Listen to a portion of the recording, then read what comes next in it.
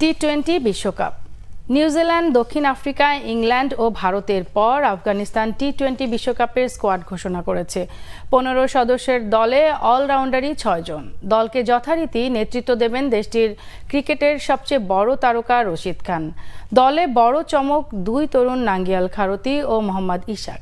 20 বছরের অলরাউন্ডার খারতি গত মার্চে আয়ারল্যান্ডের বিপক্ষে নিজের অভিষেক সিরিজে 6-এর নিচে ইকোনমি রেটে 5 উইকেট নিয়েছিলেন। সেই পারফরম্যান্সই নির্বাচকদের মন জিতে নেওয়ার জন্য যথেষ্ট ছিল। 19 বছরের ইশাকেরও আফগানিস্তানের হয়ে অভিষেক হয়েছে এই বছর।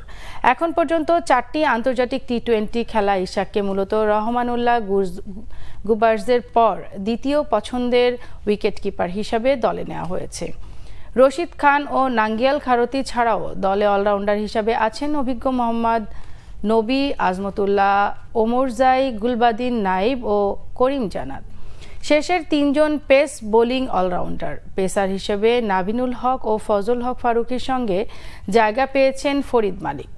মুজিবুর রহমানের সঙ্গে নূর আহমেদের অন্তর্ভুক্তি আফগানিস্তানের স্পিন বিভাগে আরও শক্তিশালী করেছে। ওয়েস্ট ইন্ডিজ ও যুক্তরাষ্ট্রের আগামী 1 জুন থেকে 29 জুন বসবে আইসিসি টি-20 বিশ্বকাপের 9ম আসর।